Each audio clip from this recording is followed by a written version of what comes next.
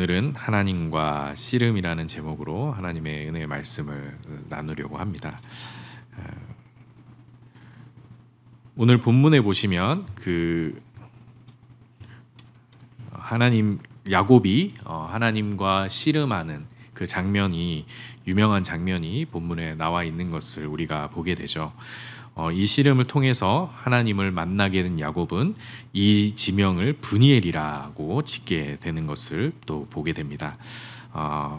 야곱이 20년 동안 라반의 집에서 지내다가 거기서 라반의 집에서 많은 축복을 받게 되고 결국은 다시 하나님께로 돌아오게 되면서 그 고향으로 돌아오게 되는 이야기가 오늘 본문에 나와 있습니다. 그래서 오늘 본문에서 그 이야기를 중심으로 이 야곱의 그 이야기가 펼쳐지는 것을 우리가 보게 되는 것이죠. 오늘 본문 이 말씀 통해서 우리가 하나님의 은혜를 함께 나누려고 하는 것입니다. 하나님께서 이 야곱의 20년이라는 라반의 집에서 지내는 이 기간 동안에 하나님은 야곱과 함께 하셨고 그에게 주셨던 약속들을 하나하나 이루어 주셨는데요. 그 20년을 통해서 야곱이 다시 이제 헤브론 땅으로 돌아오게 되는 것이죠. 야곱은 이 20년 전에 아버지 이삭을 속이고 형 에서가 받을 장자의 축복을 가로챘었습니다. 이 일로 인해서 분노한 에서가 야곱을 죽이려고 했었고 야곱은 에서를 피해서 외삼촌 라반의 집으로 도망갔었던 것이죠. 그렇게 야곱은 대가족을 이루게 되었고 많은 가축도 소유하게 되었습니다. 그렇게 다시 고향으로 돌아온 야곱의 마음을 두렵게 만드는 일이 하나 있었으니 바로 형 에서와 대면하는 일이었습니다. 비록 20년이라는 긴 시간이 흐르기는 했지만 에서의 마음이 누그러졌는지 아니면 여전히 자신에 대한 증오를 품고 있는지 모를 일이었던 것이죠. 이에 야곱은 형 에서에게 사자를 보내서 형을 위해 가축과 노비를 준비했으니 자기에게 은혜를 베풀어 달라고 요청을 합니다. 그러자 에서가 400명의 부하를 거느리고 야곱을 만나러 오게 되죠. 여러분들이라면 그 에서가 400명의 부하를 거느리고 온다라는 얘기를 여러분이 만약에 야곱이라면은 그 얘기를 듣고 마음이 어땠겠습니까? 너무 반가웠을까요? 아니면 두려워했을까요? 사실 야곱은 굉장히 두려워했습니다. 그리고 400명의 부하를 데리고 온다라고 하니 만일의 사태에 대비해야 했던 것이죠. 그렇게 대비를 하면서 하나님의 약속을 붙들고 간절히 기도하게 되는데요. 11절에서 12절에 그 야곱의 기도가 이렇게 나와 있습니다. 내가 주께 간구하오니 내 형의 손에서 에서의 손에서 나를 건져내시옵소서. 내가 그를 두려워함은 그가 와서 나와 내 처자들을 칠까 겁이 나기 때문이니이다. 주께서 말씀하시기를 내가 반드시 내게 은혜를 베풀어 내 씨로 바다에 셀 수 없는 모래와 같이 많게 하리라 하셨나이다. 하나님께서 많은 민족을 이루게 해주실 거라고 약속을 하셨는데 지금 현재 그 약속이 위기에 처해 있다라는 것이죠. 왜냐하면 에서가 자신의 가족들을 치게 되면 하나님의 약속이 무용지물이 되기 때문인 것입니다. 그래서 여전히 야곱은 에서와 대면하기를 꺼려하고 있습니다. 그래서 13절에서 21절에 걸쳐 야곱은 형 에서의 마음을 누그러뜨리기 위한 만반의 준비를 하게 되는데 그 내용이 13절에서 21절에 걸쳐서 기록이 되어 있습니다. 이렇게 길게 기록되어 있는 만큼 야곱이 에서를 만나는 것을 꺼려하고 망설여하고 있었다라는 것을 보게 되는 것이죠. 그렇게 야곱은 자기의 가족과 소유를 데리고 야복강 나루를 건넌 다음에 자기 홀로 뒤에 남게 됩니다. 아마도 형 에서와의 만남을 최대한 늦추고 싶었던 것이겠죠. 그런데 갑자기 야곱은 어떤 사람을 만나서 날이 새도록 씨름을 벌이게 됩니다. 처음에 야곱은 그의 정체를 알 수 없었죠. 아마도 에서가 보낸 자객 정도로 생각했을지 모르겠습니다. 그러나 상대가 야곱을 이길 수 없다는 걸 알고 야곱의 허벅지 관절을 치자 그 뼈가 어긋납니다. 그럼에도 야곱은 포기하지 않고 끝까지 매달리죠. 아니 오히려 그 공격 때문에 야곱은 자기와 씨름한 상대를 보통 사람이 아닌 신적인 존재로 여기게 됩니다. 아마도 하나님이 보내신 천사 정도로 생각을 했을지 모르죠. 그래서 당신이 내게 축복하지 아니하면 가게 하지 않겠다라고 끝까지 그 사람을 붙들고 얘기합니다. 그러자 그는 축복 대신에 야곱의 이름을 먼저 물어봅니다. 이에 야곱은 자기의 이름 야곱을 말하게 되죠. 여러분, 야곱이 무슨 뜻인 줄 아십니까? 야곱은 1차적으로는 발꿈치를 잡는 자라는 뜻이 있습니다. 또 다른 뜻으로는 속이는 자라는 뜻을 가지고 있죠. 야곱은 태어날 때 에서의 발꿈치를 잡았었고 또 이후에는 에서를 속여서 장자권을 빼앗습니다. 또 아버지 이삭까지 속여서 장자가 받을 축복, 에서가 받을 축복을 가로채는 것이죠.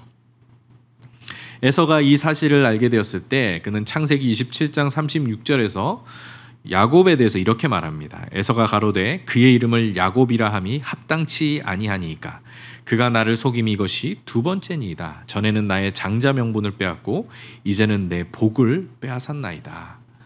야곱이라는 이름이 합당하다. 나를 속여서 나의 축복을 빼앗아갔다. 이렇게 비난을 하고 있는 것입니다. 이것이 야곱의 이름에 담겨 있는 이야기인 것이죠. 야곱이라는 이름에는 이렇게 부정적인 의미가 담겨 있었고 야곱이 과거에 저질렀던 그 잘못들을 떠올리게 해줍니다. 그런데 이제 야곱에게 새로운 이름이 주어지고 있는데 그 이름이 바로 이스라엘이라는 이름이죠. 28절을 우리 다 같이 한번 읽어보겠습니다. 그가 이르되 내 이름을 다시는 야곱이라 부를 것이 아니요 이스라엘이라 부를 것이니 이는 내가 하나님과 및 사람들과 겨루어 이겼음이니라. 야곱의 새 이름은 바로 이스라엘입니다. 이제 야곱은 더 이상 속여 빼앗는 자로 기억되는 것이 아니라 하나님 및 사람들과 겨루어 이긴 자로 기억될 것입니다. 여러분들 하나님과 싸워서 이겼다라는 말이 좀 거부감이 들지 않으십니까? 하나님을 이겼다? 어떻게 하나님을 이길 수 있는 사람이 있을까? 이런 생각을 하게 되는 것이죠. 그런데 이 승리는 하나님께서 야곱에게 주신 언약의 성취를 의미한다라는 것을 오늘 본문을 통해서 우리가 보게 될 것입니다. 야곱의 인생을 보면 그가 에서를 이기고 또 라반을 이겨서 하나님이 약속하신 축복을 받아낸 것처럼 보이지만 사실은 하나님께서 야곱의 삶 속에서 언약을 성취해 오신 사실을 하나님과 야곱의 씨름을 통해 보여주고 있는 것이죠. 야곱과 씨름한 상대의 정체를 처음부터 모호하게 설정한 것도 처음부터 그가 하나님이셨다라는 것을 말하는 것이 아니라 처음에는 야곱도 이 상대가 누구인지 모르고 씨름을 했던 것입니다. 하나님인 줄 전혀 알 수 없었던 것이죠. 이렇게 처음부터 그 상대를 모호하게 설정한 것은 처음에는 야곱이 사람과 씨름하는 것 같았지만 결국엔 그 상대가 하나님이셨음을 깨닫게 하려는 것입니다. 야곱이 에서와 라반을 상대하여 축복을 쟁취한 이 사건들도 그가 야곱의 능력으로 또 야곱의 노력으로 쟁취한 것 같아도 사실은 하나님께서 야곱과 씨름하며 그를 이스라엘로 만들어 가시는 과정임을 보여준다라는 것입니다. 하나님께서 야곱을 통해 이루실 하나님의 언약, 그것을 이루기 위한 과정 속에서 야곱을 이스라엘로 만들어 가시는 그 과정 속에서 일어난 일이라는 것이죠. 제가 아들과 한 번씩 이렇게 씨름을 하면 제 아들은 기어코 저를 이기려고 막 안간힘을 씁니다. 어렸을 때부터 한 5살, 4살 때부터 이렇게 심심하면 씨름을 했었는데 막 이겨보려고 막 안간힘을 쓰는 것이죠. 물론 객관적으로 보면 이 씨름은 제가 이길 수밖에 없는 씨름이죠. 그런데 결과는 어떨까요? 제 아들이 이깁니다. 제 아들이 저보다 힘이 세서도 아니고 기술이 더 좋아서도 아닙니다. 제가 져주기 때문이죠. 지금 이제 초등학교 2학년이라서 제가 힘이 딸릴 때도 있는데 어쨌든 그때는 제가 져주기 때문에 아들이 이기는 것입니다. 왜 져주는 것일까요? 그 아들에게 승리의 기쁨을 맛보게 하려는 것이죠. 승리의 기쁨을 알면 더 열심히 씨름을 하려고 할 것이고 그 과정을 통해서 체력도 좋아지고 이런 기술도 늘게 될 거 아니겠습니까? 만약에 제가 져주지 않고 힘으로 그 아들을 눌려버린다면 어떻게 할까요? 다시는 아빠하고 씨름하지 않겠다고 그죠? 씨름을 하려고 하지 않겠죠. 아예. 하나님과 야곱의 씨름에서 야곱이 승리한 것도 그의 힘이 세거나 실력이 뛰어나서가 아니라는 것입니다. 하나님이 져주신 것이죠. 왜입니까? 야곱에게 승리의 기쁨, 그것을 맛보게 하시는 것입니다. 즉 하나님의 언약이 성취되는 그 기쁨을 맛보게 하시는 것이죠. 그래서 더 하나님의 언약을 사모하고 그 언약을 붙들도록 하시려는 것입니다. 물론 하나님은 만만한 상대가 아니죠. 이 씨름에서 야곱도 치명상을 입게 됩니다. 그렇게 야곱은 절뚝거리면서 고향으로 들어가게 되는 것이죠. 하나님과의 씨름, 그것을 하나님의 언약이 이루어지는 과정을 통해 나타나게 되는 것입니다. 하나님은 기꺼이 우리와도 씨름하십니다. 이 씨름은 우리를 이기기 위한 씨름이 아닙니다. 우리를 변화시키고 성장시켜서 하나님의 약속을 사모하게 만드는 씨름입니다. 하나님의 약속은 무엇입니까? 마지막 때에 우리가 승리하게 될 것, 하나님의 영광에 들어가게 될 것, 그 부활의 영광에 참여하게 될 것에 대한 그 약속을 위한 씨름인 것이죠. 그 약속의 과정 속에서 하나님이 야곱을 이스라엘로 변화시키신 것처럼 우리의 옛사람을 새 사람으로 변화시키기 위한 씨름이라는 것입니다. 이 과정에서 때로는 하나님께서 날 대적하시고 나를 넘어뜨리시며 나를 밀어붙이시고 심지어 치명상을 입힐 때도 있습니다. 하지만 결국 우리는 이 씨름에서 승리하게 될 것입니다. 하나님께서 우리를 승리케 하실 것입니다. 이 승리는 우리의 실력이나 노력으로 얻어지는 것이 아니라 하나님의 약속의 성취라는 것입니다.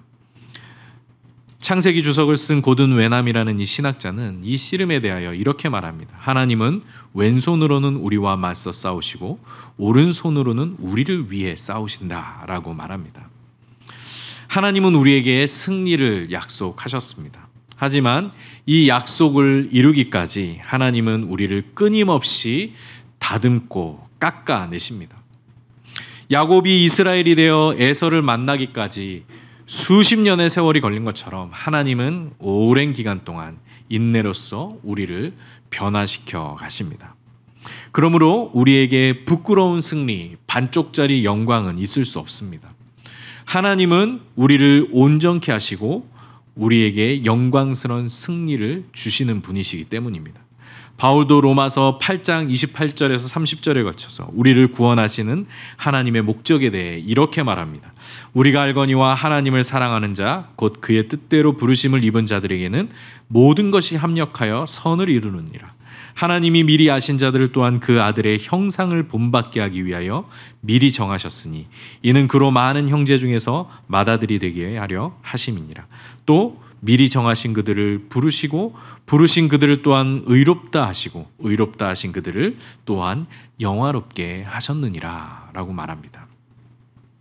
이 약속대로 우리를 그리스도의 형상을 본받는 자리로 부르셔서 우리를 의롭다 하시며 또한 우리를 영화롭게 하실 하나님을 우리는 신뢰해야 하는 것입니다.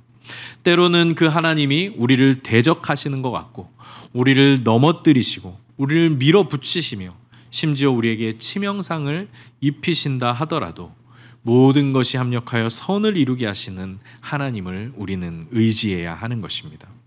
하나님께서 반드시 우리를 그리스도의 형상으로 변화시켜서 영광스러운 승리의 자리에 앉게 해주실 것이기 때문입니다. 하나님과의 씨름이 끝난 뒤에 비로소 야곱은 자신이 하나님과 씨름한 사실을 깨닫게 됩니다.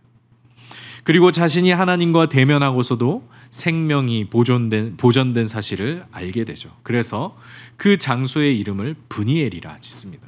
하나님의 얼굴을 보고서도 내가 살아남았다라는 의미가 담겨 있는 것이죠. 하나님과의 만남이 죽음과 멸망을 가져온 것이 아니라 생명을 가져온 것입니다. 이 경험을 통해 야곱은 에서와 대면할 용기를 얻게 됩니다. 지금까지는 어떻게 해서든 에서와의 대면을 피하려 했지만 하나님과의 대면에서 살아남은 그는 에서와의 대면을 두려워할 필요가 없게 된 것입니다. 이처럼 야곱의 브니엘 경험은 그의 앞에 버티고 있는 그 두려운 현실을 넘어서서 일하고 계시는 그 하나님을 보게 해주었습니다. 야곱은 400명의 부하를 거느리고 오는 에서의 소식을 듣고 두려움에 휩싸였습니다. 에서로 인해 하나님의 약속이 수포로 돌아갈까 두려웠습니다. 하나님의 약속보다 에서와 400명의 부하들이 더 크게 보였던 것이죠. 하지만 브니엘에서 하나님과 대면한 야곱은 그의 답답한 그 현실 속에 찾아오셔서 약속을 이루어 가시는 하나님을 보았습니다. 이 브니엘의 경험을 통해 야곱을 이스라엘로 바꾸셔서 에서와 대면하게 하시고 또한 에서의 그 마음을 바꾸셔서 둘 사이에 화평을 이루시는 하나님을 보게 된 것입니다. 이에 야곱은 33장 10절에서 에서와 화해한 후에 자기가 에서의 얼굴을 본 것이 하나님의 얼굴을 본 것과 같다라고 고백할 수 있었습니다. 하나님께서 그 답답하고 두려운 현실 속에서도 야곱을 찾아오시고 야곱과 씨름하시며 야곱에게 새 이름을 주시고 에서와 화해할 수 있는 그 능력을 야곱이 경험하게 되었던 것입니다.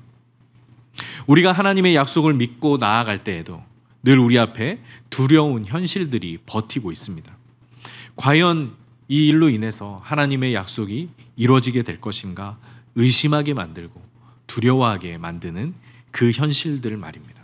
경제적인 문제가 될 수도 있고 자녀의 문제, 또한 질병의 문제, 관계의 문제와 같은 여러 현실적인 문제들이 우리의 앞길을 가로막는 것이죠.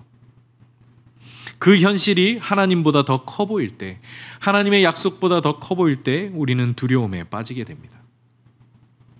그러나 하나님은 에서가 400명의 부하를 거느리고 오는 그 현실 앞에서 두려워하며 어쩔 줄 몰라 하던 그 야곱에게 찾아오셨습니다.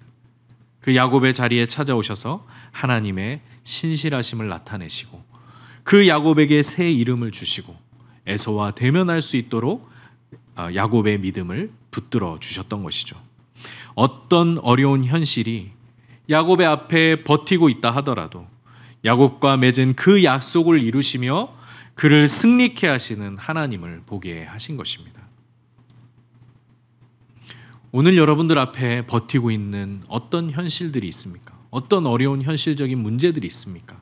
하나님의 약속을 의심하게 만들고 하나님보다 더 커 보이게 만들어서 우리를 두려워하게 만들고 우리를 어쩔 줄 몰라 하게 만드는 그러한 현실이 우리에게 버티고 있을 때 오늘 이 시간 우리가 예배하는 이 자리가 또 우리가 하나님을 얼굴을 구하며 기도하는 그 자리가 브니엘이 되기를 원합니다. 우리 앞에 놓인 그 어떤 현실보다도 크고 강하시며 그 어떤 어려움 속에서도 구원의 약속을 이루시는 그 하나님을 만나는 시간 되시길 바랍니다. 하나님의 얼굴을 뵙는 것이 죽음에 이르는 것이 아니라 생명에 이르는 길이요 평안에 이르는 길이라는 것을 깨닫는 시간 되시기를 바랍니다.